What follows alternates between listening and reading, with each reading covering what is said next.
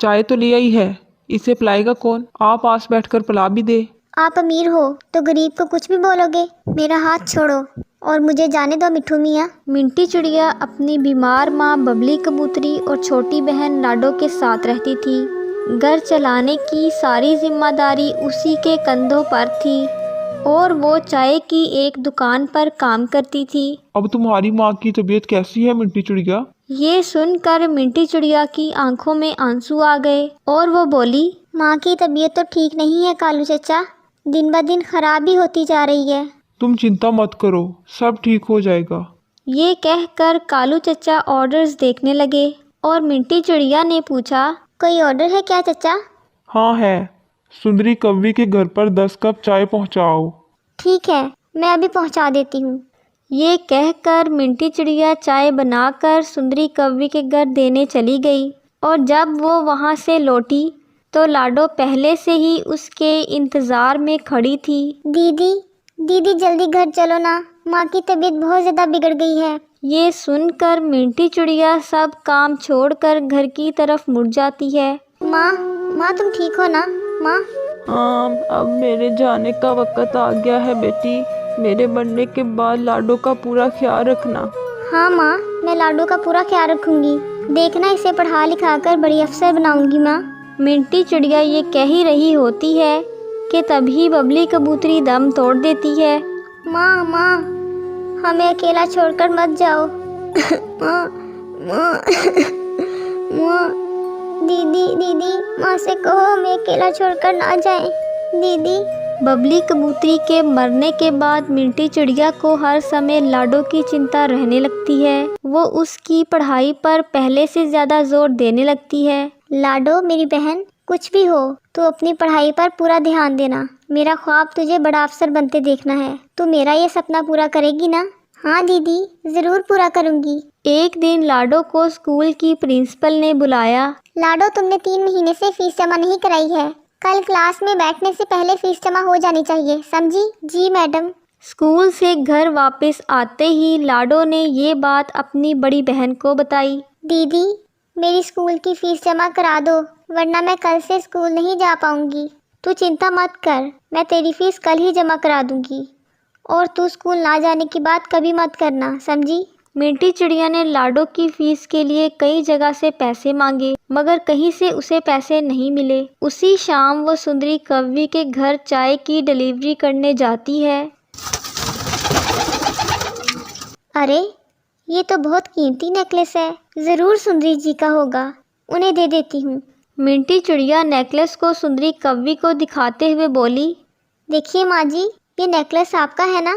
अरे हाँ, मेरा लाखों का नेकलेस। क्या इतना कीमती नेकलेस देखकर तुझे जरा भी लालच नहीं आया?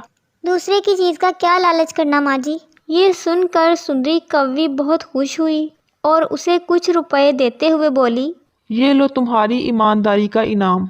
तुमने मेरा लाखों का नुकसान होने से बचा लिया। नहीं माँ जी, मुझे कोई इनाम नहीं चाहिए। तो फिर क्या चाहिए? ये सुनकर मिंटी चिड़िया की आंखों में आंसू तैरने लगे और वह बोली, अगर कुछ देना ही है तो मुझे थोड़ा कर्ज दे दीजिए। मुझे अपनी छोटी बहन की स्कूल की फ़ीस जमा करनी है। तेरे जैसी भली चिड़िया को मैं मना नहीं कर सकती। तुझे जितना कर्ज चाहिए मिल जाएगा। सुंदरी कव्वी ये कह ही रही थी कि तभी उसका बेटा मिठू मियाँ वहाँ आ जाता है और बोलता है, ये कर्ज लुटा भी देगी माँ, कहीं बाद में पछताना ना पड़े। सोच लो, मुझे हीरे और कंकर का फर्क अच्छी तरह से मालूम है बेटा। ये मिंटी चिड़िया खड़ा हीरा है, हीरा। माँ की ये बात सुनकर मिठू मियाँ मन ही मन में सोचने लगता है, हाँ हीरा तो है, बदन तो देखो, कोहे नूर हीरे की मानद चमक दमक रहा है। जी में तो आता है कि इस हीरे का अभी के भी दाम लगा दूं, लेकिन घर पर मॉम है इसलिए चुप हूँ। मिंटी चिड़िया ने सुंदरी कव्वी से कर्ज लेकर अपनी बहन की फीस भर दी और फिर कुछ दिन बाद, अरे मिंटी, सुंदरी कव्वी के घर चाय दे आओ, आज बड़े वाले कप का ऑर्डर है। अभी दे आती हूँ कालू चचा। मिंटी चिड़िया चाय लेकर सुंदरी कव्वी के घर जाती है और देखती है कि वहाँ मिठू मियाँ और उसके दोस्तों के सिवा और कोई नहीं होता। चाय तो ले आई है, इसे पिलाएगा कौन? आप पास बैठकर पिला भी दे। आप अमीर हो तो गरीब को कुछ भी बोलोगे। मेरा हाथ छोड़ो और मुझे जाने दो मिठू मियाँ। अगर मैं हाथ ना छोड़ूं तो क्या करोगी?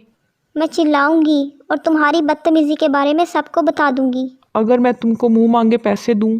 तो ये सुनकर मिंटी चिड़िया को मिट्ठू तोते पर गुस्सा आ जाता है। मैं एक इज्जतदार गरीब चिड़िया हूँ मिट्ठू मियाँ। मैं कोई बाजारी चिड़िया नहीं हूँ जो तुम्हारे पैसे पर मर जाऊँ। अब बहुत हुआ, आगे एक लफ्ज़ भी मत बोलना बस। तू क्या समझती है कि मैं तेरी धमकी से डर जाऊंगा? मेरे पास इतना पैसा है कि तू जैसी बीसियों को खरीद दूं। चल चल, चुप करके आ इधर। ये कहकर मिट्ठू मियाँ ने मिंटी चिड़िया का हाथ पकड़कर अपनी तरफ खींचने की कोशिश की, मगर तभी वहाँ सुंदरी कौवी आ गई और उसे देखते ही मिंटी चिड़िया फूट फूट कर रोने लगी। मिट्ठू, ये क्या है? वो कुछ नहीं माँ, मैं तो बस इसके साथ मजाक कर रहा था। आपके अमीर बेटे और इसके दोस्तों ने मेरे साथ ज़बरदस्ती करने की कोशिश की है माँ जी। ये सुनकर सुंदरी कौवी बोलती है, मेरा बेटा इतना नीचे गिर सकता है, मैं कभी सोच भी नहीं सकती थी। मैं इसे और इसके दोस्तों को अभी पुलिस के हवाले करती हूँ। रहने दीजिए माँ जी, मेरी इज्जत बच गई, वही बहुत है। कैसे रहने दूँ? किसी चिड़िया की इज्जत की क्या कीमत होती है, ये सबक तो इनको सिखाना ही पड़ेगा। ये कहकर सुंदरी कौवी ने पुलिस को फ़ोन कर दिया। हम मिंटी चिड़िया से माफ़ी मांग लेते हैं माँ, हमें पुलिस थाने मत भेजो प्लीज़। हम आगे से ऐसी हरकत कभी भूलकर भी नहीं करेंगे। ऐसे बुरे इंसानों के लिए माफ़ी कोई माने नहीं रखती बेटा, इसकी सज़ा तो तुमको भुगतनी ही पड़ेगी। इंस्पेक्टर, ले जाओ इनको। पुलिस मिट्ठू मियाँ और उसके दोस्तों को थाने में ले जाती है और फिर सुंदरी कौवी मिंटी चिड़िया के आगे हाथ जोड़कर बोलती है, बेटी, मैं अपने बेटे की करतूत के लिए बहुत शर्मिंदा हूँ, हो सके तो माफ़ कर देना मुझे। कसूरवार को तो आपने सज़ा दे दी है माँ जी, फिर आप माफ़ी किस लिए मांग रही हैं? क्योंकि मैंने उसे दौलत तो बहुत दी मगर तहजीब ना सिखा सकी, जो दौलत से भी ज़्यादा ज़रूरी है। ये कहकर सुंदरी कौवी रोने लगती है। अब क्या हो गया माँ जी? क्या बेटे से दूर होने का दुख सताने लगा है आपको? दूर होने का नहीं, बल्कि उसके मुस्तकबिल की चिंता सताने लगी है बेटी। मैं तो उसके लिए तुम्हारा हाथ मांगने वाली थी, मगर नकम्मे ने सब चौपट कर दिया। ये सुनकर मिंटी चिड़िया चौंक जाती है। मेरा हाथ माँ जी? पर मैं तो बहुत गरीब चिड़िया हूँ। पर गुणों और विचारों में हमसे बहुत अमीर हो, मुझे ऐसी ही बहू चाहिए थी बेटा। ये कहकर सुंदरी कौवी चुप हो गई और मिंटी चिड़िया भी वहाँ से चली गई।